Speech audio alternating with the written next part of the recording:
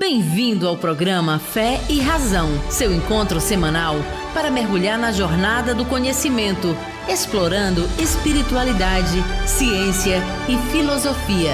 Uma iniciativa do Instituto de Filosofia Espírita, IFEVALE.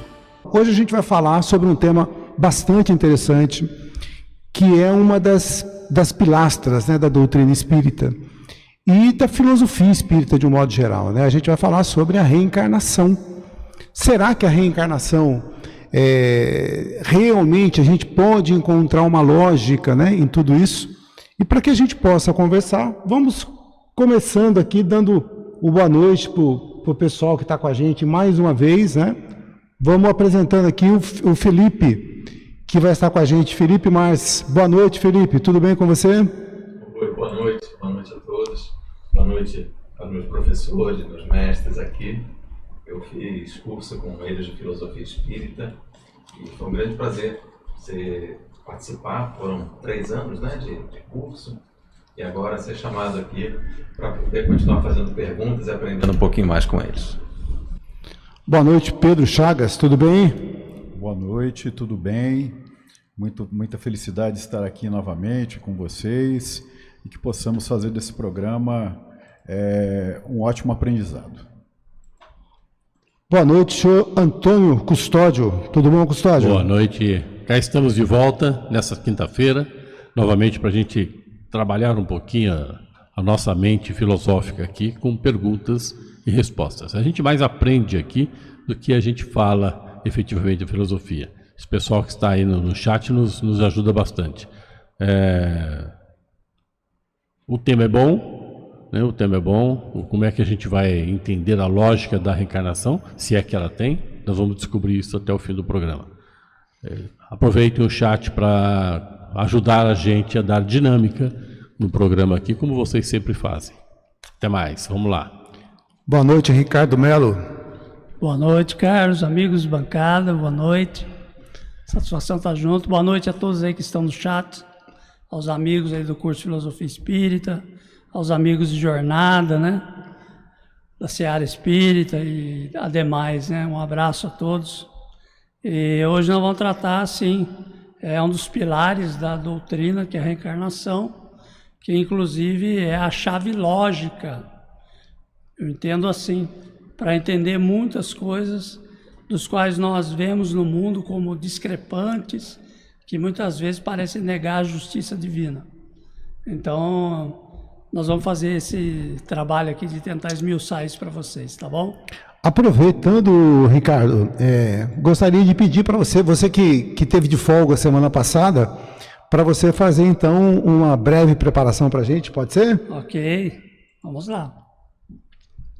Então vamos buscar a nossa essência, que é o espírito, essa essência viajante, das diversas encarnações, que agora aqui nesse momento procura o amparo espiritual da espiritualidade para trazer esse conhecimento que está em nós, no nosso inconsciente, no nosso consciente, e que a gente possa ser iluminado então nossas mentes pelos bons espíritos, pelos espíritos protetores do curso de Filosofia Espírita, do qual essa é uma iniciativa entre o céu e a terra, entre nós aqui como representantes do IFEVALE, mais os nossos mentores espirituais. E aí eu gostaria de fazer uma menção ao nosso grande mestre Allan Kardec, criador do curso de Filosofia Espírita e também do IFEVALE, que com certeza está nos amparando. Agradecemos a todos os sábios, pensadores de todos os tempos, a Jesus e ao Pai Celeste, e certo que com todo este amparo teremos um debate enriquecedor para todos nós. Beleza, Ricardo, obrigado, viu? Bom, a gente colocou uma pergunta aqui no nosso chat, e a pergunta é: a reencarnação seria um castigo? Será que a gente reencarna só para pagar os pecados que a gente fez aí nas outras vidas? Ou seja, eu tenho a primeira encarnação e aí depois eu fico encarnando várias e várias vezes para resgatar aquilo de errado que eu fiz na primeira, devido talvez até a minha imensa ignorância no início desse processo.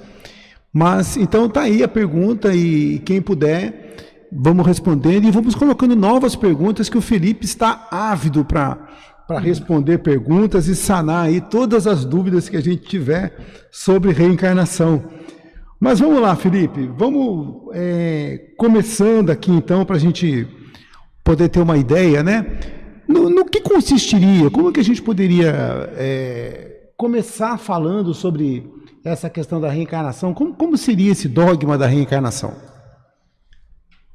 Isso para mim, foi uma descoberta bem recente, foi a chave para mim que fez a lógica para muitas perguntas que eu tive, desde muito cedo, diria desde do catecismo, com 12, 13 anos, quando comecei a questionar a questão de Adão e Eva, a questão dos pecados originais que a gente teria que pagar, ou que um filho paga pelo pecado de um pai.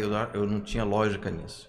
E foi graças a essa fase que eu comecei a procurar. Achei o Livro dos Espíritos, com meus 14, 15 anos, e o interessante do trabalho do Kardec é isso. Ele, a partir do fenômeno que estava sendo investigado, começou a fazer perguntas filosóficas, inteligentes, e que para mim foi a grande chave da lógica da vida, da razão de ser, que seria a reencarnação. Custódio e... O Pedro, que tá na mesma imagem aí, Pedro, o que você tem alguma coisa a acrescentar também sobre isso? Sócrates foi perguntado uma vez, né? Sócrates, de onde vêm os vivos? E Sócrates gostava de responder com perguntas. E aí ele pergunta para a pessoa, de onde vêm os mortos? Né? E ele fala, é simples, de quem está vivo. Ele falou, então, você já tem a resposta. Parece simples da gente pensar, mas como o Ricardo estava falando, né? Aquelas perguntas que sempre nos assolam desde a infância, de onde viemos, para onde vamos, e a principal de todas, né? O que nós estamos fazendo aqui? A reencarnação, eu penso que ela vai fechar essa lógica, uma vez que quando a gente começa a crescer espiritualmente, começa a crescer de consciência, a gente vai chegar à conclusão que apenas uma vida, né? Vamos dizer que em média, hoje eu não sei bem como está a média de longevidade no mundo, mas vamos falar em 60 anos. Será que em 60 anos eu vou conseguir ser perfeito como é perfeito o nosso Pai que está nos céus? Custódio me disse que já chegou a essa perfeição, né, Custódio?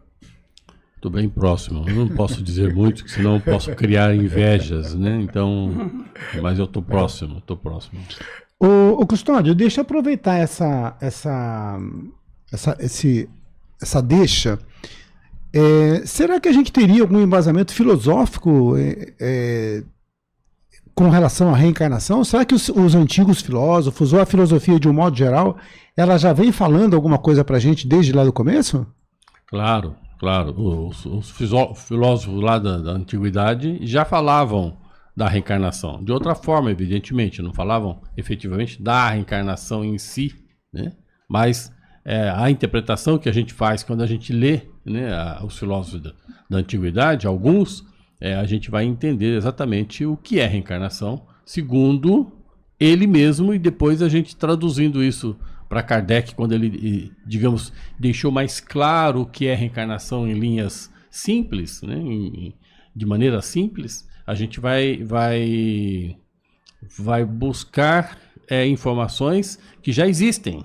Ou seja, a reencarnação é uma coisa muito antiga, não é uma invenção de 1850 e alguma coisa lá na era de Kardec. Não é invenção de Kardec, não é.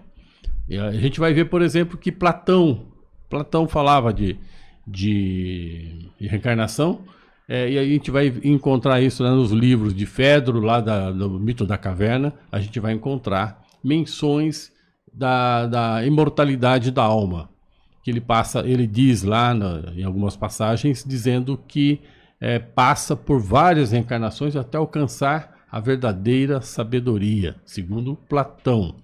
Nós vamos encontrar em Pitágoras também, lá o grande Pitágoras, né, que também falava da transmigração da alma É claro que tem uma diferençazinha lá que Pitágoras falava da metempsicose. Já vamos descobrir o que é metempsicose daqui a pouquinho.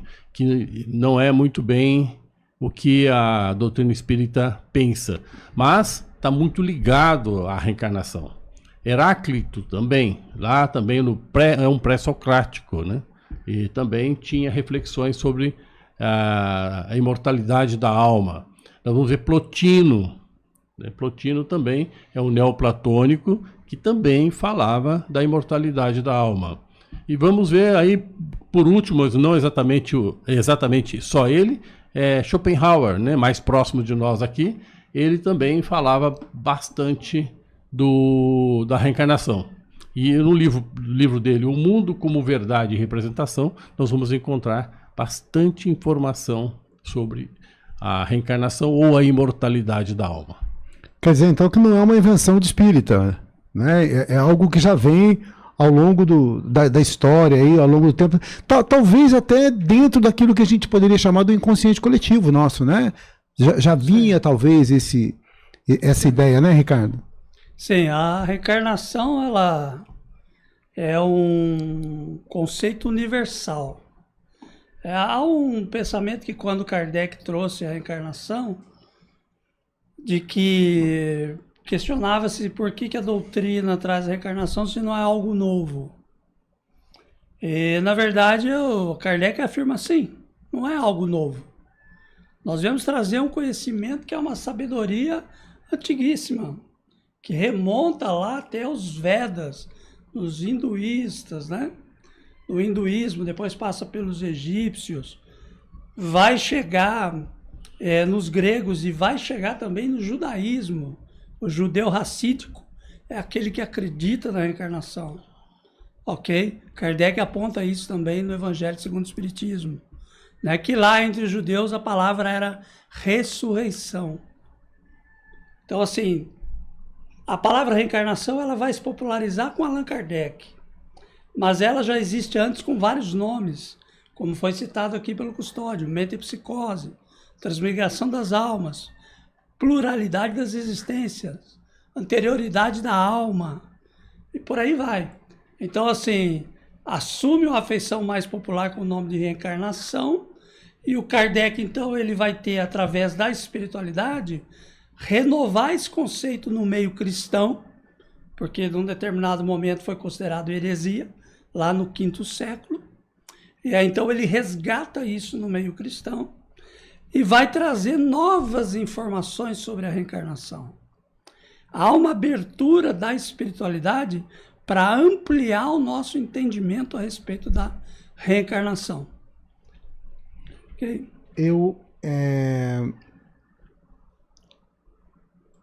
Os hebreus, né, vão chamar a reencarnação de Gilgal, né? E os hindus a roda de Sansara, né? Isso. Uma hora você está em cima, ou seja, como espírito, outra hora embaixo, de Sansara, encarnado. E dos judeus é Gilgul Neshamot. Tá? É a expressão no judaísmo, quem quiser fazer uma consulta. Depois a gente pode até publicar aí no chat, escrever aí no chat o nome para vocês. Gilgul Neshamot. Tá? Que é a expressão para reencarnação entre os judeus. E é interessante isso, porque quando a gente vê que vem lá dos Vedas antigos, então 5.000 anos, 6.000 anos, e chega a um hiato, porque chega no judaísmo racídico, tem a reencarnação, chega no cristianismo, não tem. E fica um hiato de alguns anos. O que aconteceu? Sim. Né? Algo aconteceu, se tornou heresia. Aqui vale lembrar a figura de Orígenes de Alexandria, que ele é um grande padre da Igreja Católica do século, da Igreja Primitiva, desculpe.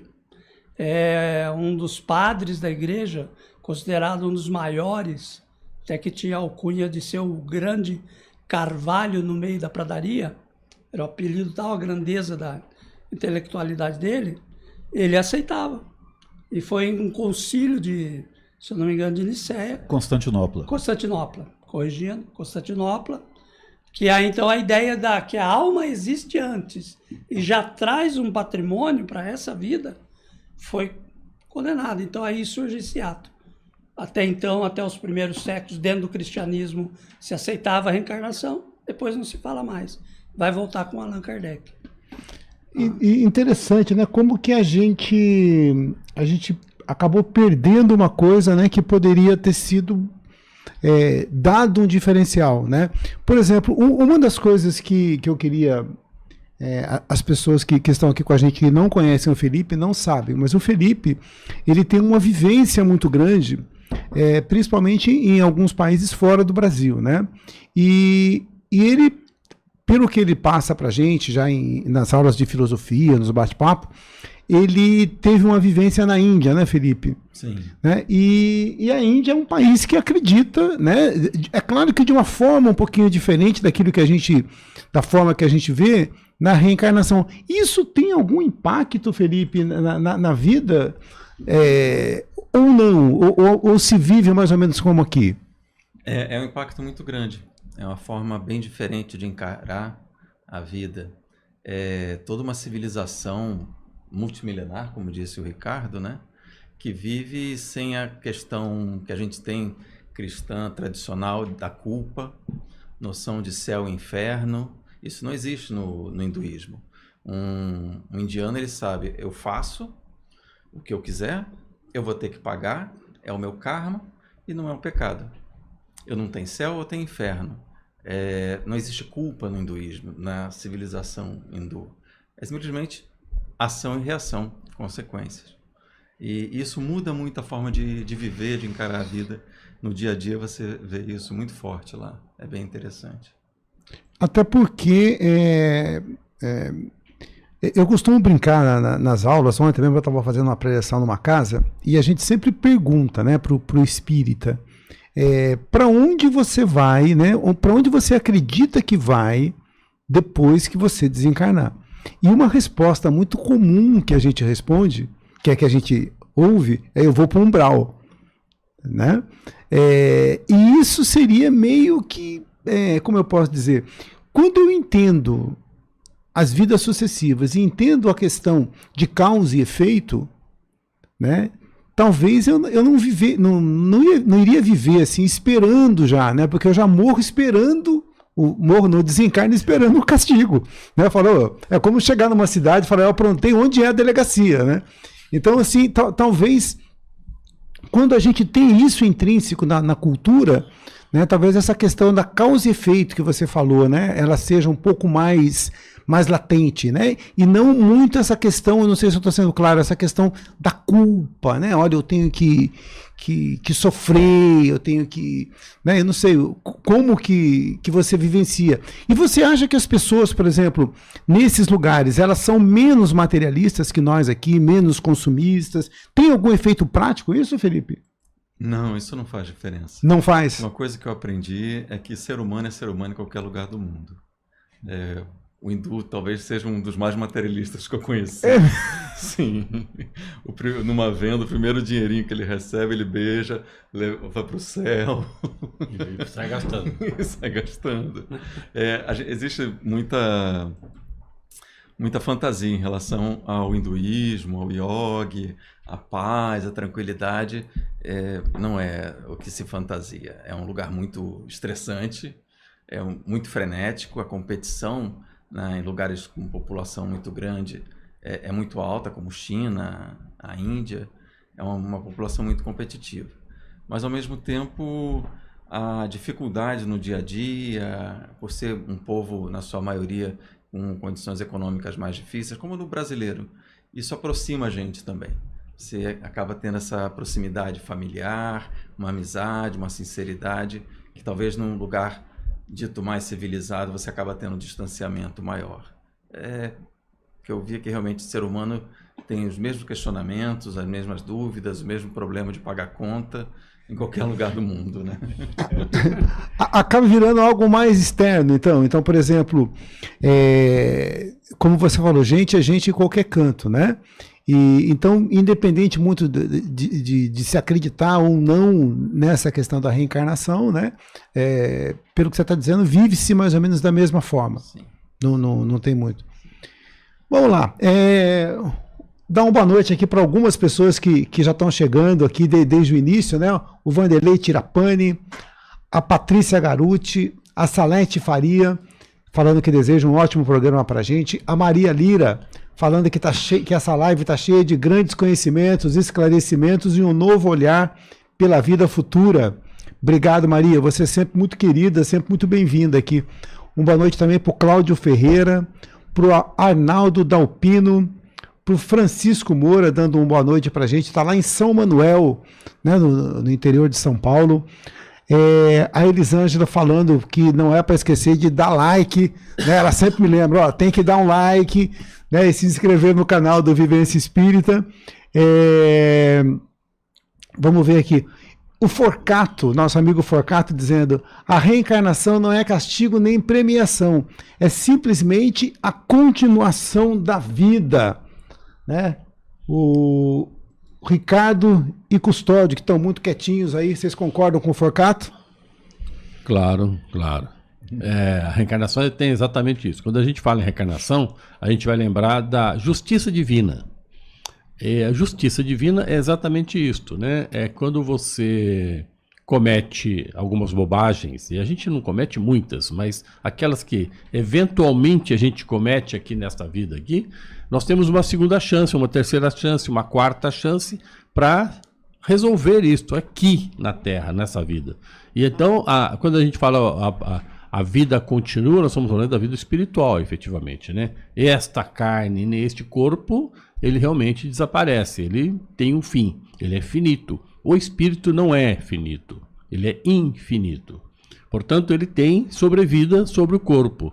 E aí a chance nossa de se redimir e de resolver problemas que nós, nesta vida ou em vidas anteriores, nós tivemos, é a hora, é o momento. Por outro lado, é chance também de nós praticarmos o bem que nós aprendemos em outras vidas. Então não é só autoaprendizado no sentido de me beneficiar a mim. Eu também posso beneficiar outras pessoas com os meus aprendizados em vidas anteriores, nas vidas posteriores. A gente faz um aprendizado em duplicidade, né? Eu aprendo, cresço em mim e ajudo as outras pessoas a também crescerem e entenderem aquilo que tem que ser feito para que ela tenha uma elevação, uma evolução espiritual, que é o nosso objetivo aqui na Terra. Portanto, quando a gente fala de reencarnação, nós estamos falando basicamente de justiça divina. Ricardo? Ok, repete o comentário. O Forcato, ele disse para a gente que a reencarnação não é um castigo nem premiação, é simplesmente a continuação da vida. Já então aí uma correção da nossa enquete, né? Não é realmente. E esse é um problema no meio espírita, porque muitas pessoas com assim, um entendimento até popular, né, fala que a gente vem aqui para pagar os nossos pecados, né? Entende a reencarnação só como uma forma de você resgatar débitos. E não, a reencarnação é um processo evolutivo, né? Ela dá oportunidades inúmeras, de todas as maneiras, né? Para que nós adquiramos o conhecimento. Conhecimento de todas as coisas, conforme é comentado no Livro dos Espíritos, né?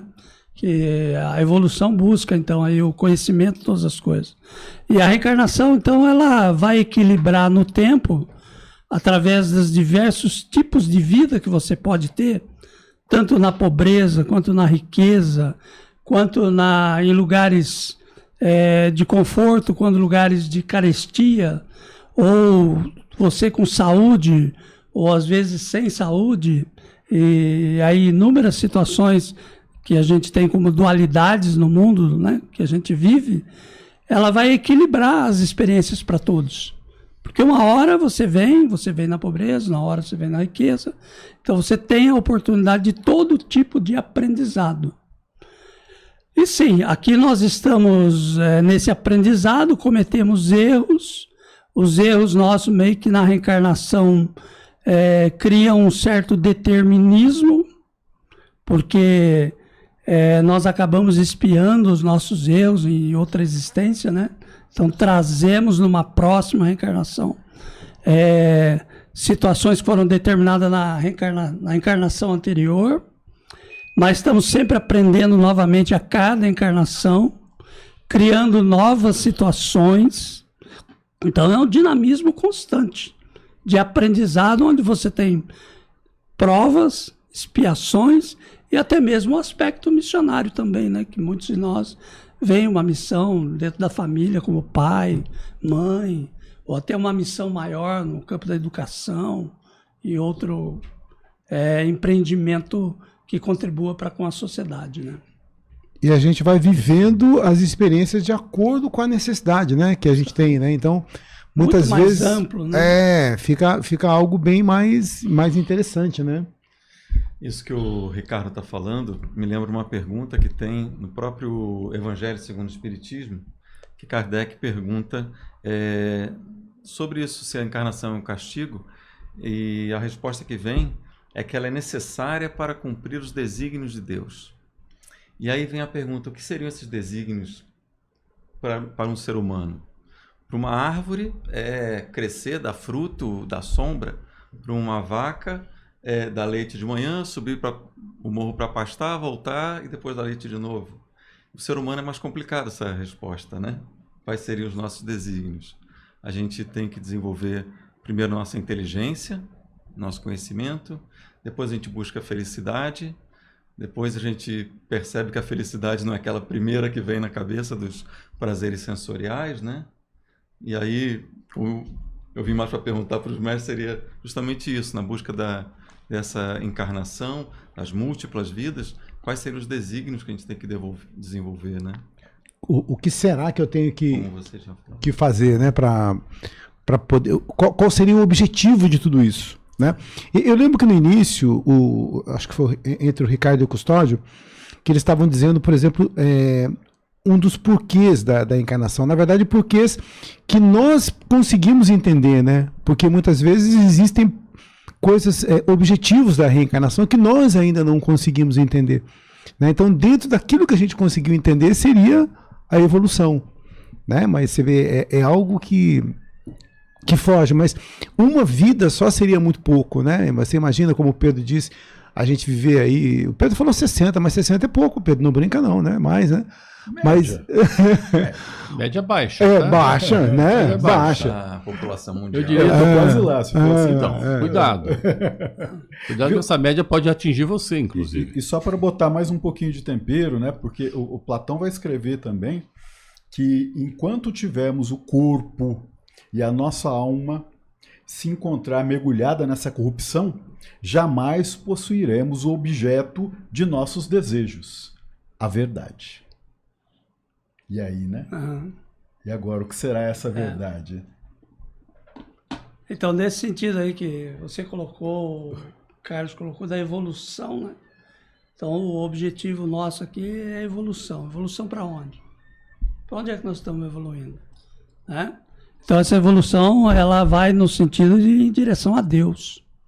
Né? Nos aperfeiçoarmos para nos aproximarmos do Criador.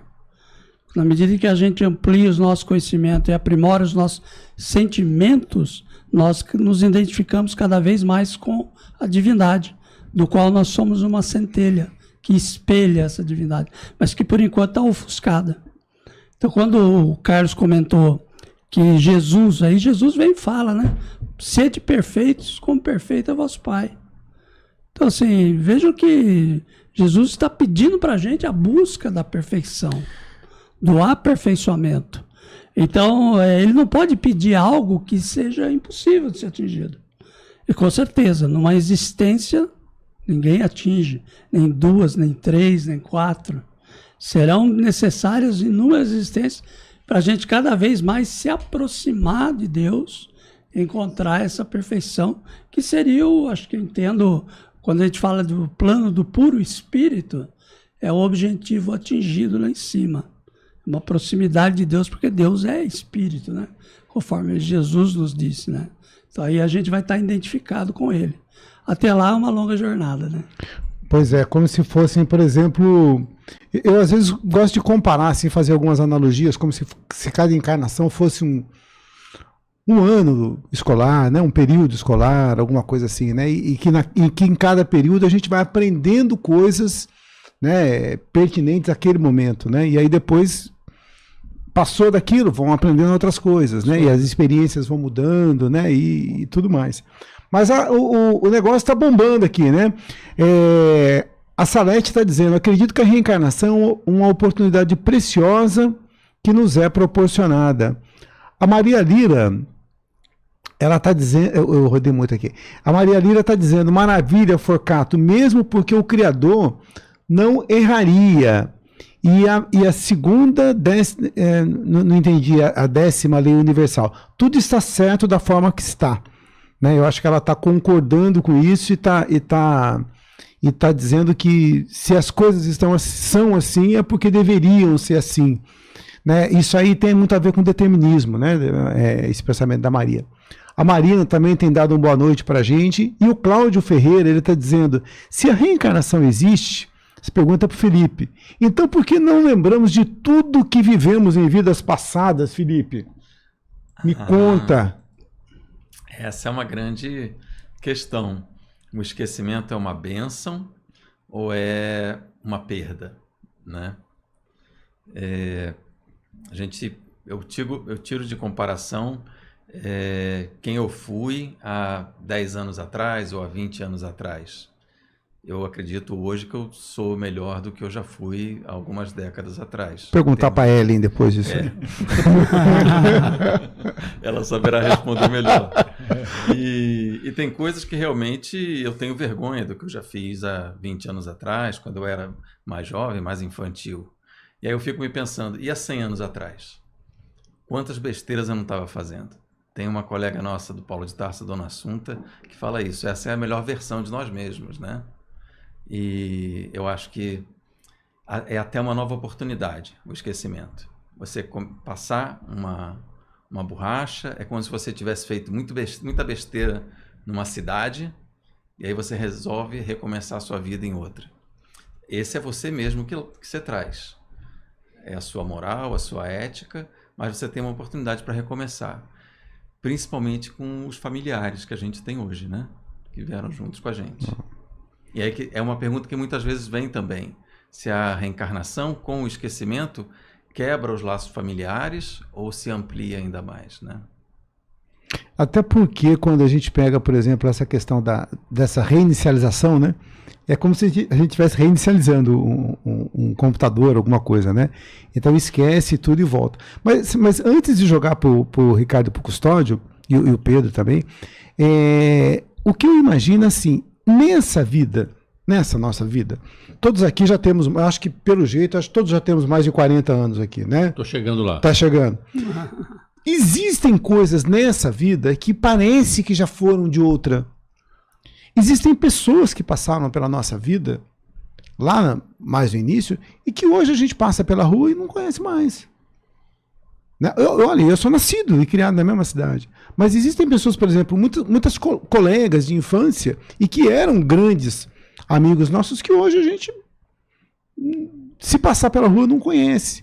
Principalmente, né? Os credores. Principalmente credor, né, Pedro? É aí que a gente não lembra.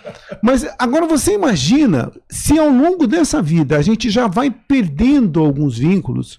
Imagina, né, perdendo aqueles vínculos que são superficiais. Né? Aqueles que são realmente mais fortes a gente não perde, né? Então imagina ao longo das vidas, né? Então você falou que os vínculos familiares, será que eles são fortalecidos ou não? Né? Então por que a gente é tão volátil assim? Por que hoje eu sou seu amigo, mas daqui a 20 anos de repente eu já não me lembro mais de você? Uma experiência que foi importante hoje, amanhã não é mais, né? Então isso de uma certa forma tem a ver também, né? Mostra um pouco, né, do que a reencarnação faz com a gente, né? Custódio e Ricardo. Então, efetivamente, a história do esquecimento é uma dádiva, né? É uma dádiva, porque imagine as bobagens que a gente não fez, eu exatamente não, mas muita gente fez em outras vidas, né? E trazer todo aquele arcabouço de problemas que você gerou lá em outras vidas para esta, com a missão de resolvê-las, nesta vida, ou numa quantidade de vida, você não vive efetivamente. A gente percebe assim, se você faz uma bobagem qualquer, de forma, no primeiro instante, inconsciente, mas no segundo instante você percebe a bobagem que fez, quanto tempo fica isso na sua consciência para ela diluir? Agora aqui, nestes 60 anos do Pedro aqui, nos meus são 80 e 90 anos, mas os 60, nesse tempo que nós vivemos aqui, esse tempo é muito pequeno para a gente diluir as pequenas bobagens que nós fazemos nesta vida. Imagine de vidas anteriores. Então é uma dádiva esquecer. Por outro lado, é assim, nós podemos esquecer materialmente falando, né? A nossa memória não tem, mas o espírito deve ter uma memória, talvez não uma memória como a nossa, mas ele tem uma missão de. Como ele tem uma missão de, ele tem uma memória, que eu não tenho outro nome para chamar isso, né? De uma memória espiritual, onde eu tenho lá alguns deveres que eu tenho que cumprir nesta vida. Eu faço isso de forma por determinismo ou por livre-arbítrio, mas eu tenho uma direção, eu tenho um objetivo na minha vida, espiritual, e eu tenho traçado na minha vida uma conduta de algumas coisas que eu fiz em uma outra vida. Eu tenho que resolver isto. Minha vida não é aleatória, ela não veio aqui para nada. Não tem sentido a vida se ela não tiver sentido. Ficou bom essa palavra, hein? Pois é. Então a vida não tem sentido se ela não tiver um sentido, um caminho, um caminhar. E tem que ter. Por isso a reencarnação. Então eu resolvo parte dessas coisas nesta vida, parte ou todas, né, se possível. E nas próximas vidas eu vou resolvendo coisas que eu não resolvi aqui, as bobagens que eventualmente eu tenha feito, e vou me aprimorando espiritualmente, vou crescendo moralmente na minha vida espiritual. Essa é a minha conduta, né? É o meu objetivo, é o meu caminho, o meu traçado espiritual. A reencarnação só tem sentido se eu pensar que ela veio para resolver os problemas que eu não consegui resolver em uma vida. É o meu caminhar espiritual. Penso desta forma. Então, com relação aos laços familiares, né, vamos lembrar o seguinte, que nós somos um planeta de prova e expiação, e a espiritualidade deixa claro que, pela natureza do nosso mundo, as nossas lembranças não são as melhores. Até porque é a natureza do mundo mesmo, né? Um mundo de prova e expiação. Um tempo nós fomos um mundo primitivo. Então nós carregamos muitos problemas familiares, que são coisas que a gente traz há várias encarnações. Quando você pensa num mundo evoluído, um mundo celeste, um mundo feliz, lá os espíritos têm lembranças anteriores dos seus laços familiares de diversas existências, porque a lembrança é agradável e ela contribui para o progresso do espírito. Agora, no nível evolutivo em que nós estamos, as lembranças entravam no nosso livre-arbítrio. É a mesma coisa você estar num núcleo familiar, saber que um companheiro seu, uma companheira, foi um inimigo do passado, onde você ali está resgatando uma relação que foi rompida, né, por afinidade de ódio. Você, dentro do círculo familiar, esse aí o espírito do livre-arbítrio dele, no convívio, tirar o aprendizado, ele transformar essa afinidade de ódio numa afinidade de amor, né? E aí sim, fica muito por conta do espírito, porque muitos às vezes não aceitam. Às vezes aquela diferença que é percebida no lar, que muitas vezes cria uma certa antipatia, a pessoa alimenta aquilo. Quando na verdade Deus nos convida. Eu entendo a família como a misericórdia de Deus colocada para todos nós, para o resgate e a reconciliação dos espíritos. Que a espiritualidade sempre deixa muito claro. A maioria, fala até em 2/3 da nossa humanidade, ainda são resgates. As relações são de resgate e expiações. Então, assim, famílias evoluídas, que é onde há uma harmonia, onde eu posso lembrar da vida anterior e ter uma satisfação, um bem-estar com a lembrança, ainda é coisa para poucos ainda, né? Então, a maioria de nós, aí sim, vai nessa direção. O esquecimento é uma benção, porque senão a gente não vai para frente. No caminho, não supera os entraves. E, pode falar, Pedro. É interessante a gente ver, né, 2000 anos, mais ou menos, foi escrito um livro chamado Bardo do Todol, né? Não sei se o Ricardo deve Bardo conhecer, Todol, que é o Tibetano livro, dos Mortos. Livro Tibetano dos Mortos, né? E que o Bardo Todol significa, né, que é a libertação desse estado, né, do intermediário que a alma atinge após ao desencarne. E ele é um texto que ele vai, né, um livro, tudo, mas basicamente, resumidamente, é um texto que ele vai instruir a consciência sobre, a fim de que ela busque essa iluminação, para que ela volte melhor. E é interessante que ele já, há 2000 anos, já vai falar sobre por que eu preciso buscar essa iluminação. Porque quando eu voltar, eu não vou lembrar de nada. Eu não vou ter mais essa informação. Então isso vai estar no meu inconsciente e não no meu consciente fácil de eu acessar, né? Então essa questão falando também, eu fico imaginando, eu não sei como é o nível de inimizades que cada um aqui tem, que cada webnauta aí que está com nós aí também tem, mas eu fico imaginando uma pessoa que te fez muito mal na tua vida e você hoje está com ela dentro de casa, amando-a e respeitando-a, né? Como é que seria difícil fazer isso? Você está falando da sogra, não é? É por isso que o escritor inglês, né, o Aldous Huxley, que escreveu Admirável Mundo Novo, ele perguntava, né, seria a Terra o inferno de outros planetas? Essa questão do porquê reencarnar e o ponto que vocês falaram da questão do amor, eu acho que é uma chave para muitos colegas que são espíritas, que tem esse conceito da vida espiritual, que você aprende também quando você está não mais encarnado. Então, por que reencarnar? É uma pergunta que muitas vezes se vem, mesmo no meio espírita. E uma das chaves que eu achei realmente para isso é justamente um ato de amor. Ou de alguém que, através da renúncia e do amor, ou do desapego, vem para ajudar um outro. Ou essa segunda chance que você dá para uma pessoa, que seja um desafeto, um problema que você tem, através do esquecimento, na infância, na maternidade, na paternidade, você construir uma vida nova baseada em valores cristãos, de amor e até mesmo instintivos, né? É instintivo, é animal nosso você cuidar de um bebê e desenvolver esse carinho por ele.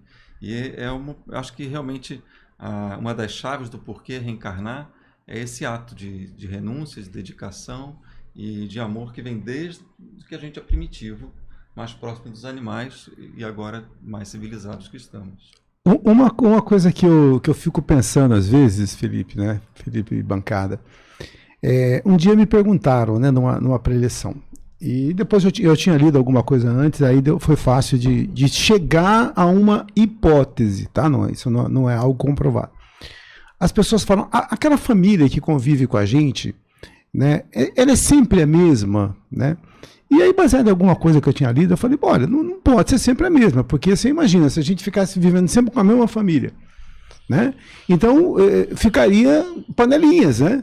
Porque a gente, às vezes, fica imaginando muito isso, né? Então, hoje é minha mãe, daqui a pouco é minha irmã, e é o mesmo espírito. Então, eu imagino, eu não sei o que passa pela cabeça de vocês, mas que isso, essa família que eu tenho aqui, nessa encarnação, perto daquilo que eu já, daqueles espíritos que eu já convivi em outras vidas, talvez seja uma pálida, né, amostra, né, ou seja, deve ter um número muito maior, né, até que a gente possa ter convivido com com todo mundo, né? Para aprender a amar, né? Porque senão eu vou amar só aqueles que me são próximos.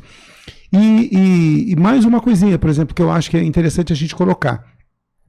Hoje eu estou encarnado no Brasil, amanhã eu posso estar encarnado nos Estados Unidos, depois na Índia, depois na China, Paris, é uma boa, né?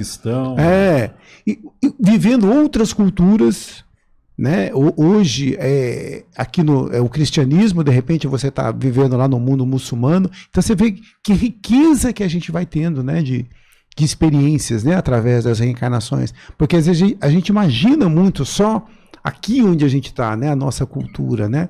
Então você imagina amanhã você poder estar em outros lugares e poder levar bastante coisa com relação Carlos, a isso também, né? Pode falar, Ricardo. Carlos, com relação a isso que você comentou, da gente ter uma rede de afetos maior do que a gente tem no núcleo familiar, o próprio Jesus nos deu exemplo disso.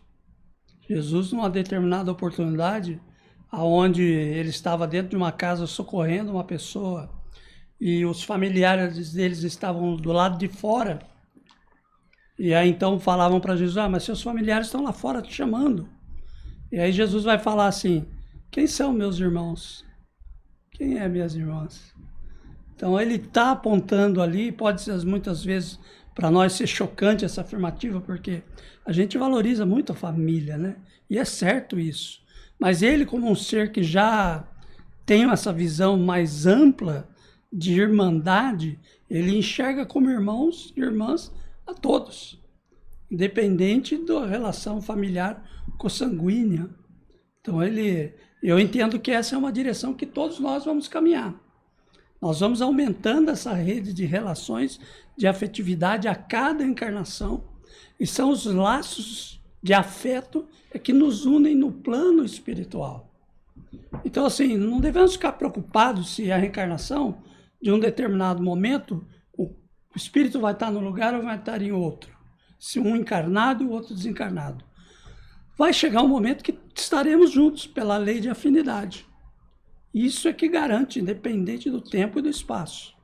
Então, assim, aqueles que a gente alimenta bons sentimentos, que temos afinidade, a gente vai atrair, nós seremos atraídos por eles.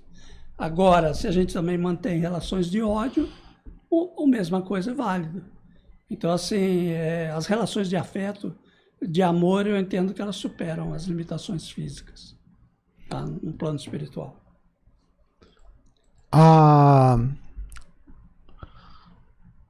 A Patrícia Garuti está dizendo, é bom lembrar que somos heranças de nós mesmos, somos aquilo que geramos ontem e seremos o que estamos gerando hoje. É isso, né, Patrícia? A gente, à medida que vamos evoluindo, a gente vai sendo, nós somos nossos próprios herdeiros, né? E eu estou tentando achar aqui, achei, é que ela não tirei, eu acho que ela apagou a mensagem aqui, era de alguém que estava falando alguma coisa para o custódio, né? Mas, como ela apagou, então eu não vou falar mais nada. O Vanderlei está perguntando, será que nós podemos comentar sobre o planejamento reencarnatório? Olha que pergunta bacana para você, Felipe. Planejamento reencarnatório, o que será que a gente poderia falar sobre isso? Dizem que é uma coisa muito rara completar todo um planejamento reencarnatório, né? Não lembro onde que eu vi, acho que foi um palestrante falando que quando a gente... Poucos, né? Não é a maioria que está encarnado que tem capacidade de fazer o planejamento da sua própria encarnação. Né? Os mensageiros, né? Desculpe, Felipe, interromper você. A gente tem o filme Os Mensageiros, que ainda está em cartaz, né? Sim. Que ele vai fazer o planejamento. Vai falar sobre esse tema. Exato. Também. Mas... Eu acho que toda reencarnação é planejada, mas não a maioria seja planejada pelo próprio reencarnante, né? Temos os nossos mentores, os espíritos que cuidam da gente, familiares que estejam numa condição superior à nossa, que planejam ou ajudam a gente a planejar. E aí dizem que quando a gente tem condição, a gente está lá se preparando, vai no nosso mentor e traz uma lista de 2 páginas do que quer fazer nessa vida, né? Aí ele começa, olha, isso aqui você tem certeza que você vai conseguir? Não vai. Volta lá e revisa. Aí você volta com uma. Ele, não, tá muito ainda. No final sobra um parágrafo, 4 linhazinhas ali. Você vai voltar a fazer um programa de rádio e tá tudo bem, ok? E mesmo assim, são poucos. Uma vez eu ouvi falar que 4% só que são considerados completistas. Que faz 100% daquilo tudo que planejou. Então, eu sei que eu já dei meus tropeções, já não estou mais no... Está nos 96. Nem está longe. No livro, né, não no filme Os Mensageiros, através da mediunidade do Chico Xavier, André Luiz vai trazer a informação de que 10% aproximadamente que vão completar Consegue, essa... 10? Já melhorou. Né? Opa, né? Tá otimista. De 6 para 10. Eu não estou nesses 10. Subiu a nota no SISU, a nota de corte. Uma das coisas que eu imagino com relação a isso é assim. Por exemplo, Leon Denis, ele vai dizer, a gente já falou isso aqui, mas é bom sempre a gente retornar. Leon Denis vai dizer que a maioria, ele conversa com o senhor, que faz regressão. E várias pessoas que fizeram regressão, eles, entre uma vida e outra, eles não conseguiam lembrar de nada. Era escuro. E aí o Leon Denis chega à conclusão que essas pessoas não lembravam de nada porque eles eles faziam a reencarnação compulsória. Né? Não tinha condição nem de estar acordado lá na erraticidade. Né? Então, do jeito que vem, vai. Né? Então, aquilo que você falou. Então, ele não fez planejamento. A maioria foi feito por ele. Né? Agora, vamos lá. Já chegamos num nível um pouquinho mais razoável. E eu fico imaginando a gente conversando com o nosso mentor. Então, eu estou conversando com o meu mentor e eu vou reencarnar próximo. Vou reencarnar semana que vem. E aí, como você disse, né, eu fico fazendo aqui uma porção de projetos, né? Olha, eu quero fazer isso. Ele fala, pô, será que isso dá? Será que isso não dá? E aí, isso vai levar a uma outra questão. Será que algumas pessoas que cometem suicídio, será que não foi porque elas fizeram, talvez, quiseram resgatar mais do que elas podiam? Será que eu não acabei colocando um fardo muito grande e depois, quando chegou aqui, eu não consegui fazer aquilo que eu achei que eu poderia e, de repente, eu quis abortar a missão? Será que teria algum sentido isso, senhores? Eu, particularmente, não vejo esse sentido, não. O suicídio, acho que está fora de cogitação com relação à carga de trabalho que você vem. Jesus já disse, né? Você não tem uma carga maior do que você a suporta, né? Não são exatamente essas palavras, mas esse é o sentido. Portanto, divinamente falando, não dá para a gente entender que eu vim para cá com uma missão muito maior pela qual eu sou capaz. Eu só venho com uma missão com a minha capacidade. E aí eu posso aqui entrar num outro processo, que eu acho que essa discussão não é bom entrar aqui na história do suicídio, mas pode ter N fatores que pode levar a pessoa a desistir. O suicídio é uma desistência. E pode ser fatores humanos, pode ser fatores espirituais, pode ser N, gente, não dá pra gente psíquicos, né, e tudo mais. Portanto, eu acho que essa mistura de falar a culpa ou a culpabilidade da reencarnação muito forte ou muito além da sua capacidade influenciar no suicídio, eu descartaria isso. Tá. E você, Ricardo, você acha que teria alguma coisa a ver isso ou não? Poderia ter essa possibilidade ou não? Então, nós temos na reencarnação um processo que ele cruza um determinismo anterior em função da encarnação que você viveu. Então você vai planejar ou fazer o planejamento reencarnatório levando em conta esse determinismo que vai criar algumas expiações, algumas coisas das quais você vai passar, né? Mas ao mesmo tempo também é uma oportunidade de crescimento e aprendizado. Então algumas provas também virão. Então algumas situações que vão gerar em você um certo tipo de esforço no sentido de aprimoramento, de melhoria e tudo mais. Então você está, ao mesmo tempo, tendo expiações, provas, e aí, por exemplo, também pode entrar a questão de missão. E às vezes nós podemos ter um espírito que pode encarar uma determinada missão e às vezes ele exagerar nessa missão ou até mesmo tomar para si algo como uma missão que muitas vezes não é dele, né? E ele então aí traz para si um compromisso maior do que ele realmente tinha dentro desse planejamento que a gente pode falar que é um protocolo de intenções, né? Sim. Um protocolo de intenção. Até porque, Ricardo, dentro desse pensamento, eu estou colocando linha na fogueira aqui, só para a gente... dentro desse planejamento, se eu já tenho certo esclarecimento, até que ponto, né, que a espiritualidade controlaria? Porque quando é reencarnação compulsória, é porque eu ainda não tenho um nível de esclarecimento legal. Mas à medida que eu tenho um nível de esclarecimento bacana, então eu já poderia mais ou menos dizer, olha, isso aqui eu posso, isso eu não posso. Né? Então, eu acabo muitas vezes dosando, né? Eu posso dosar isso de forma para cima ou para baixo. Né? Então, você vê, onde eu quero chegar é que muitas vezes a gente coloca aqui mesmo na Terra alguns objetivos que a gente não consegue alcançar.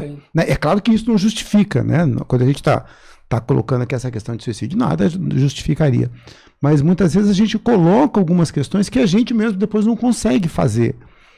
Né? Então, a pergunta que eu me faço às vezes, que eu queria jogar, é até que ponto que a espiritualidade controlaria isso? Será que eles se preocupariam em controlar tudo isso ou a gente teria livre-arbítrio nesse sentido? Carlos, você está colocando uma situação que aconteceu com Kardec. Kardec, a espiritualidade orientava ele a ir mais devagar nos seus estudos. Não sei se vocês tiveram a oportunidade de ler sobre isso nas obras básicas, né? Então, assim, aquele desencarne do Kardec foi até por um excesso de trabalho, do qual ele já tinha recebido algumas advertências. Mas ele, imbuído dessa missão e num desejo muito grande de completar a obra, ele acabou tendo, né, problema de saúde. Então, assim, deixa bem claro que tem uma orientação da espiritualidade, mas ela respeita o seu livre-arbítrio. Isso. Uma coisa que eu tenho estudado e a conclusão que eu tenho me levado a pensar é que o maior karma que a gente traz para a vida presente somos nós mesmos. São os nossos hábitos, nossos vícios, nossa até forma de trabalho, de atuação. Então, muitas vezes a gente paga uma coisa nessa vida que a gente fala, foi de outra vida que eu trouxe isso. Não. São erros, hábitos que a gente vem cometendo, sim, há várias vidas, que a gente continuou cometendo nessa, e aí tem as consequências da própria vida. Perfeito, né? Perfeito. E aí entra no caso do tendência suicida, ou seja, outras coisas menos atenuantes. Né? Sim. É interessante que Platão vai dizer que a alma se perturba e se confunde quando se serve do corpo para considerar algum objeto, né? E aí vai falar aqui várias coisas, mas que na verdade é essa influência do meio também que vai ocorrer. Eu venho com meus planos, né, como o Carlos disse ali. A gente tem as situações das encarnações em provas e expiações. A compulsória, né, geralmente as expiações, e as de provas. As que eu vou estar lá, participo do planejamento, tudo, mas eu vou chegar aqui e eu vou ter influência no meio. Muitas vezes as coisas não vão ser da maneira que eu imaginava. E aí eu não consigo cumprir essa missão. Usando até o exemplo que o Carlos deu, né, a vida como uma escola, como cada ano que eu vou passando, então existe aquele aluno que vai cumprir as matérias, a grade até o fim, com excelência. O médio, existe aquele que vai ser reprovado e existe aquele que vai abandonar a escola também, né? E eu concordo com o Custódio, né? Utilizando a Dona Irã Barbosa, Deus dá o frio conforme o cobertor, né? Agora, não perde a não tinha chance. pensado na Dona Irã Barbosa. Agora, esse ponto que o Felipe trouxe é muito importante, porque vamos imaginar que eu sou uma alma orgulhosa, mania de grandeza, por exemplo. Em cima disso, eu cometi vários desatinos no passado que hoje eu estou sofrendo as consequências. Não é o fato de você às vezes sofrer as consequências que aquilo passou.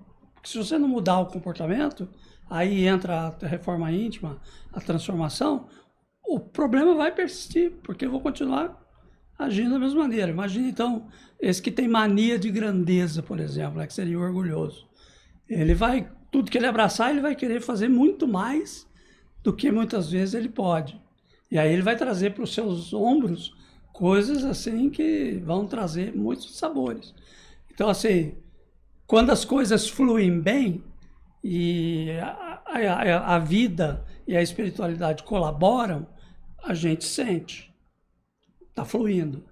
Agora, se não flui, se está criando problemas, se está se repetindo erros do passado, é o caso de eu me perguntar. Né? Porque a vida coloca um espelho na nossa frente. Toda hora aquela imagem naquele espelho, ela se repete. Então está perguntando algo para mim. O que em mim causa esse tipo de atitude? Que causa esse tipo de consequência, né? Em função da minha atitude. Isso é importante. Então, puxa vida, eu idealizo muito mais. Talvez seja o caso de eu ter uma participação menor num determinado empreendimento, no trabalho na casa espírita, na vivência na sociedade. Esse fardo eu posso carregar e eu sinto que está fluindo bem. E eu estou aprendendo com ele. Não, mas Ricardo, eu concordo com você nesse pensamento seu. Eu só acredito assim, isso não pode ter sido feito pelo planejamento espiritual. Esse é um planejamento material. É seu. É seu. Seu livre-arbítrio. Você determinou que vai fazer um trabalho XYZ e é grande. Você fala, eu vou encarar isso porque eu tenho competência. E talvez a tua competência esteja aquém do que você imaginou. Aqui, como livre-arbítrio. Mas...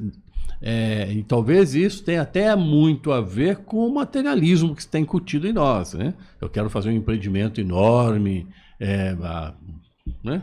E aí você encara alguma coisa muito maior do que você é capaz, que você tem competência para aquilo. Uma vez eu fui no médico, o médico falou assim, você não veio aqui para fazer determinadas coisas, deixe isso para quem é capaz. Foi uma lição que eu aprendi. Tem pessoas que vieram para cá com missões e com capacidade para atingir as missões pela qual ele foi determinado, né? Você não. Então, cuida de você na sua missão. E a sua missão não é esta. Eu estava com um problema de dor de cabeça, meio atordoado, e ele me aliviou com isto. Exatamente esta tendência que a gente tem de abraçar as coisas no envolto com o nosso livre-arbítrio, danado do livre-arbítrio, né? Eu sempre brinco, é danado esse livre-arbítrio. Embora estreitinho, ele ainda é muito grande, segundo a nossa evolução, ele é grande demais, porque a gente faz bobagens com ele. Isso eu acredito. Porque aí você pode, com essa ganância de abraçar tudo, você levar a alguns processos de psicóticos aí que a gente não pode explicar, né? Mas é difícil. Não vejo isso como espiritual, vejo isso como uma matéria, como coisa do nosso livre-arbítrio. Então, mas deixa eu mas será que aonde eu quero chegar é que a gente vê as coisas, por exemplo, eu vou lá, assisto o Nosso Lar, eu leio uma obra do André Luiz, do Emmanuel, eu vejo de uma maneira. Vamos tentar pegar essa questão da reencarnação um pouco fora desse ambiente espírita, né? Então, a minha pergunta, né? Será que a espiritualidade ela exerceria esse papel de, olha, vai por aqui, vai por ali, ou será que isso seria algo assim meio a revelia da natureza, por exemplo, assim, não vai, entendeu? Será que teria alguém, porque a gente tem muito, né, essa questão, né, de que tem sempre alguém que está olhando por nós, a providência. Será que isso realmente seria ou não? Ou eu mesmo posso escolher, eu teria esse livre-arbítrio? Se eu posso, Carlos, eu penso que isso é na verdade, um grande compromisso que a gente assume. Se a gente acredita que cada um tem um mentor, que é uma pessoa que tem sua própria vida e que vai ficar 60, 80 anos ao nosso lado, justamente ajudando a gente a construir, a seguir esse planejamento que a gente fez. É um compromisso. E não é só um mentor. Você tem familiares, você tem espíritos afins, você tem pessoas que estão todas encaixadas. É uma grande cadeia de um apoiando o outro para crescerem juntos. E quando você faz um planejamento, quando você tem uma encarnação, não é só, vou ver se eu passo de ano. Não, você assumiu realmente vários compromissos com várias pessoas, com várias coisas, não é simplesmente só você. E a boa parte disso é que você não está sozinho também. A todo momento a gente está sendo ajudado para poder seguir a nossa vida, né? E nem sempre a gente escuta, a gente segue de novo naquela história, nossos vícios, nossos erros antigos. Lembrando também, né, os daimons, né? Platão e Sócrates vão colocar isso, né, sobre essa influência que eles tinham. Que hoje, né, esses daimons que virou demônio, que virou uma palavra pejorativa, no passado não tinha essa conotação, né? Era justamente sobre esses espíritos guardiões ou mentores, né, que a gente tinha. Então isso não é uma coisa do espiritismo.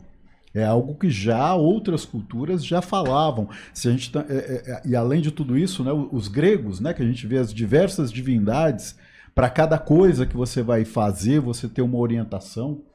Então, é interessante, né, como isso vem de muito tempo. Não é algo de hoje, não é algo que a gente tem... o espiritismo trouxe ou o cristianismo trouxe para a gente. Ricardo, no budismo tem os antecessores, né, familiares. Exatamente. Então agora vocês chegaram onde eu queria. Então não é uma criação do espiritismo isso. Não. Entendeu? Então isso é algo que a gente consegue embasar dentro da filosofia, dentro, né, de outras culturas. Então não é um devaneio do espírito achar... Eu já vi gente brincando, por exemplo, falando assim, poxa, as pessoas acreditam que tem um personal angel, né?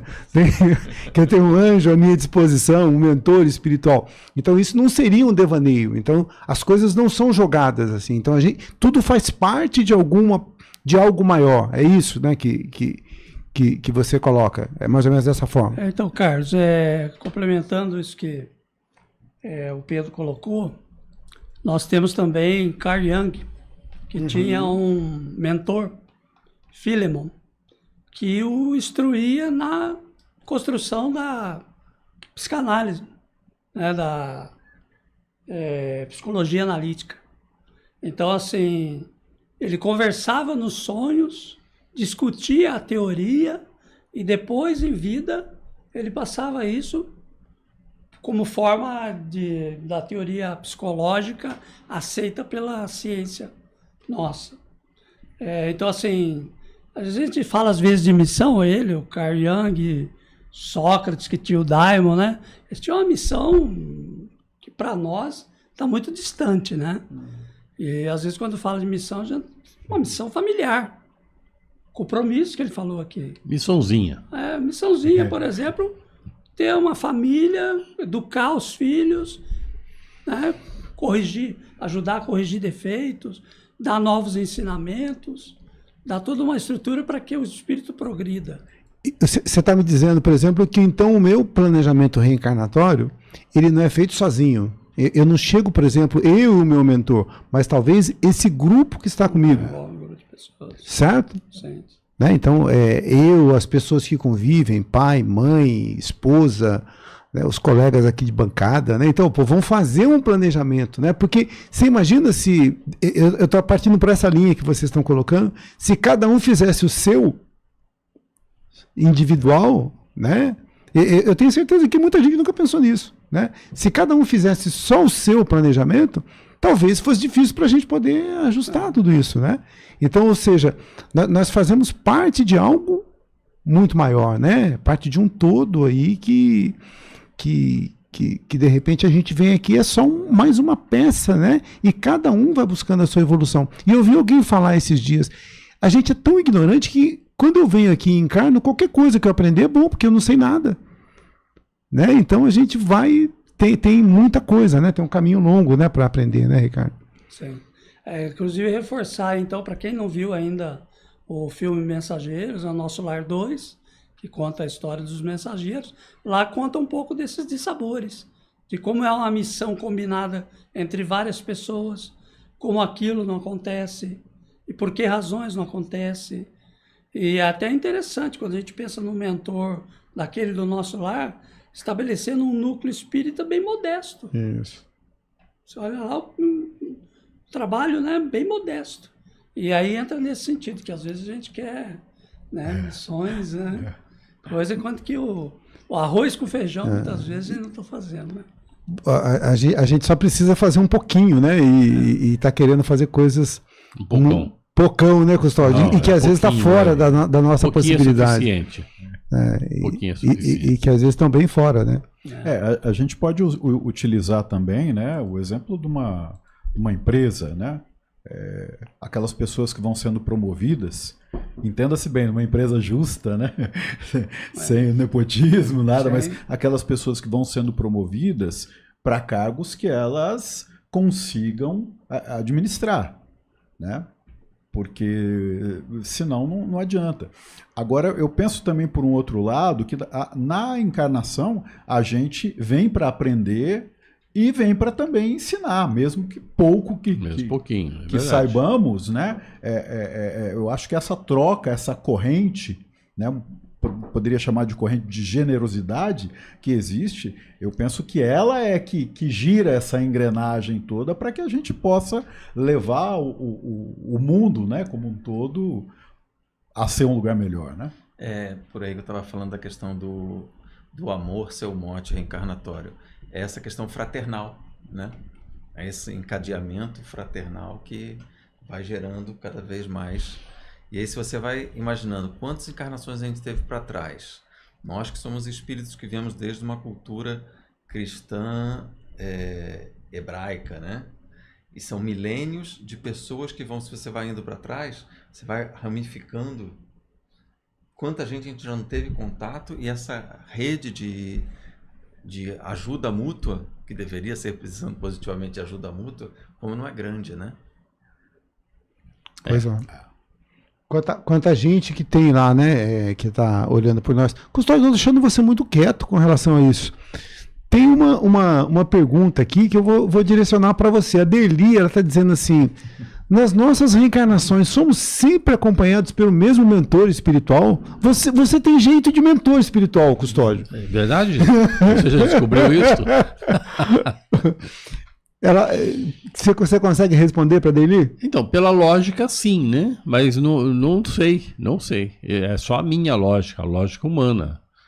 Pela lógica, o mesmo espírito deveria ter o mesmo mentor espiritual. Mas não sei. Quando eu chegar lá, eu volto e venho explicar para vocês. Participo do programa aqui e vou explicar para vocês. Mas nesse momento eu não tenho... Então, aí a pergunta deveria ser outra, né? Será que o mentor precisa reencarnar? Porque se ele precisar reencarnar, aí muda. Aí muda. Eu penso que não, viu, Carlos? Eu penso que vamos usar a escola de novo.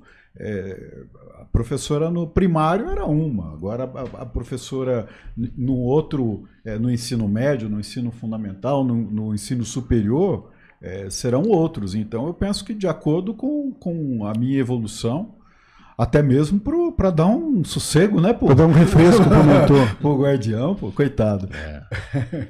É uma pergunta boa. Mas, como disse o Custódio, né? Retorno.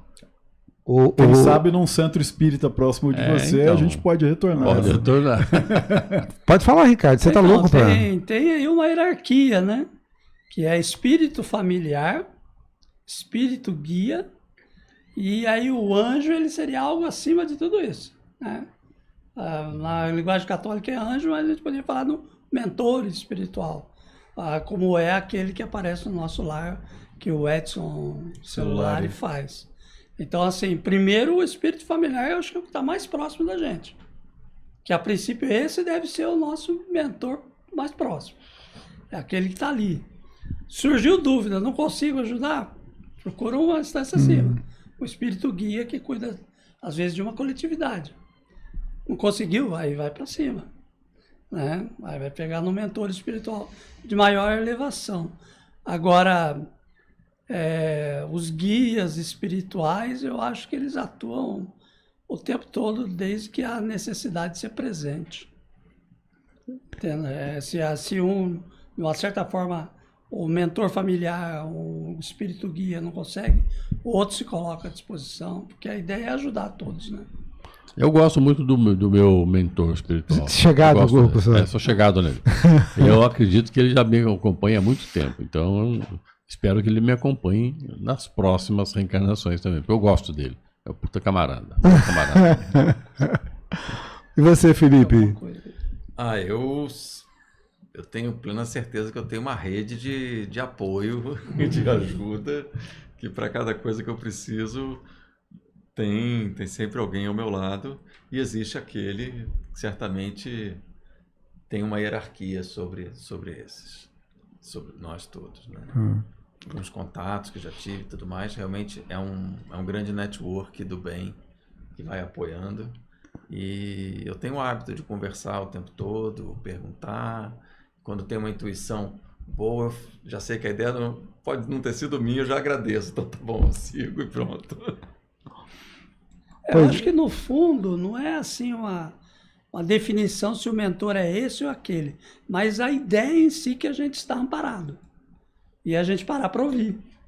Isso que você acho falou. que isso é mais importante de que é o saber. mais importante, né? Verdadeiramente é isso. Pois é um tema que a gente passaria aqui dias, né, debatendo, porque acaba sendo muita curiosidade, né, e tem muita coisa que a gente vai tentar ver pela lógica, né, como vocês falaram aí. Então, de repente, pode ser que seja o mesmo mentor, de repente aquele que está no nível um pouco mais alto, ele já vai variando. Então, assim, são muitas perguntas, mas a ideia que eu acho que é fundamental para a gente poder já ir começando a fechar o programa é de aproveitar, né, a oportunidade. Então, se a gente vê que a reencarnação tem uma lógica, né, Felipe? Ela tem um sentido, ela tem um porquê. Então, que a gente possa aproveitar mesmo, né, essa chance, essa oportunidade para fazer aqui aquilo que de melhor, né, tiver ao nosso alcance, né? E Jesus, ele coloca que um dos principais objetivos é a gente aprender a amar, né? E eu penso que a gente, em cada vida, em cada existência, a gente vai tendo essa oportunidade, né, de aprender a amar, mas não naquele sentido piegas, mas no sentido de amar de verdade mesmo, né? De ter a tolerância, a paciência, né? O compromisso, né? Até porque a gente vê que eu acho que uma das conclusões que a gente chega aqui é que a reencarnação não é um planejamento só meu, é um planejamento de um grupo. Então, quanto melhor eu conseguir desempenhar esse papel, vai ser melhor para o grupo, né? Você já imaginou a influência que você tem para os seus filhos, para as pessoas que convivem com você, no teu trabalho, né? Na sociedade de um modo geral, né? Então isso tudo eu acho que acaba sendo uma responsabilidade muito grande, né? De qualquer maneira, foi muito bom conversar sobre isso com você, Felipe. Foi uma experiência muito legal e reencarnação é algo que a gente vira e mexe vai estar sempre tendo que falar um pouquinho a respeito, né? E eu gostaria que você conversasse um pouquinho aqui e desse aqui os seus pareceres finais aqui para os nossos internautas, dizendo o que você achou e o seu recado final aí. Eu só tenho a agradecer, depois de ter terminado o nosso curso de Filosofia Espírita, ter mais uma aula dessa com os mestres aqui, poder debater um tema interessante. No mundo que a gente vive hoje em dia, é difícil você parar numa roda de amigos, de companheiros e falar de temas que enobrecem, que fazem você crescer, que fazem você pensar. Geralmente são conversas corriqueiras ou até de baixo calão, né? No dia a dia. E é um hábito que a gente tem que cultivar, aprender, buscar o meio certo e aproveitar esse momento ao máximo que a gente tem. Eu espero que esse programa dure por muitos e muitos anos, que todos que tiveram a oportunidade de fazer o curso venham aqui, venham participar, e agradeço muito a vocês pelo trabalho que vocês fazem aqui. Obrigado. Custódio? Realmente foi um debate interessante, uma troca de ideias interessante, como todo programa a gente tenta, de alguma forma, trocar ideias, fazendo com que as ideias se completem uma a outra e a gente aprenda, né? Quem mais aprende em todo esse processo somos nós aqui que estamos no miolo da discussão. Claro que a gente tenta, de alguma forma, transmitir isso para todos que estão nos ouvindo, mas efetivamente nós somos privilegiados, eu tenho certeza disso aqui. Foi muito bom, mais uma noite. Espero vocês todos lá na próxima quinta-feira, às 20 horas, para a gente começar uma nova empreitada num novo debate, num novo tema. Uma boa noite a todos. Ricardo? Bom, é sempre muito bom estar aqui, né, conversando. Reencarnação é um assunto muito amplo, né, que a gente pode abordar de diversas maneiras. E a gente aqui conseguiu hoje, acho que dar uma pincelada nesse assunto, trazer alguns pontos importantes. E eu gostaria até de reforçar que eu não conheço explicação melhor para as desigualdades no mundo, né? Para porque algum vem com saúde, outro com doença, porque um vem na riqueza, outro na pobreza. Nós temos agora lá em Gaza uma coletividade passando por um desafio existencial gigantesco, e aí a gente pergunta por que esse povo está passando por isso. Dentro da reencarnação nós vamos entender que há espíritos em resgate coletivo, que em função até de questões anteriores, de encarnações anteriores, estão reunidas nesses locais de resgate. Então, assim, se vocês procuram, você é amigo, uma explicação racional, eu não conheço melhor, entendo que a reencarnação é a chave lógica para explicar a nossa existência. Porque só assim, entendendo que o espírito traz em si as causas dos males que muitas vezes ele sofre aqui, você entende a justiça de Deus, que Deus não faz ninguém sofrer por aquilo que não tenha uma razão anterior. Aquilo que nós semeamos, infelizmente colhemos. E a humanidade é essa, né? Que infelizmente tem semeado espinhos e colhido espinhos. Vamos semear do bem, vamos semear coisas boas. Com certeza teremos uma humanidade melhor. Tá bom? Fica aí o recado e o abraço a todos os amigos. Pedro? É por isso que a gente, como o Felipe disse aqui, a gente precisa sair dessa zona de conforto. Tem muita gente que não entende muito bem esse termo, mas é a superficialidade que eu vivo, né? A vida sem perguntas, sem maiores questionamentos, sem buscar corrigir os meus erros, ou até entender os meus erros, ou até descobrir os meus erros, ou até ouvir mais as pessoas sobre mim mesmo, para que eu possa acordar e cada dia mais crescer. E eu gostaria de terminar, né, como todas as vezes, com o parecer do Milton Nascimento, né, sobre reencarnação aqui. Então ele diz o seguinte, que todos os dias é um vai e vem, a vida se repete na estação. Tem gente que chega para ficar, tem gente que vai para nunca mais. Tem gente que vem e quer voltar, tem gente que vai e quer ficar, tem gente que veio só olhar, tem gente a sorrir e a chorar. E assim chegar e partir são só dois lados da mesma viagem. O trem que chega é o mesmo trem da partida. A hora do encontro é também despedida.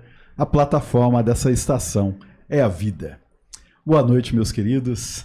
Fiquem com Deus e até a próxima quinta. Bom. Obrigado, Pedro. Sempre lembrando essa belíssima canção aí, né, do Milton, né, e que me deu até vontade de cantar. É que o tempo esgotou aqui, senão eu ia... senão... O carnaval tá chegando, juízo no carnaval. Na nossa enquete aqui, 97% não acredita que a reencarnação seja um castigo, né? Eu penso que muito pelo contrário, né? É uma dádiva, uma bênção de Deus e que mostra que nós temos aí muito que caminhar, muito que prosseguir e muito que crescer.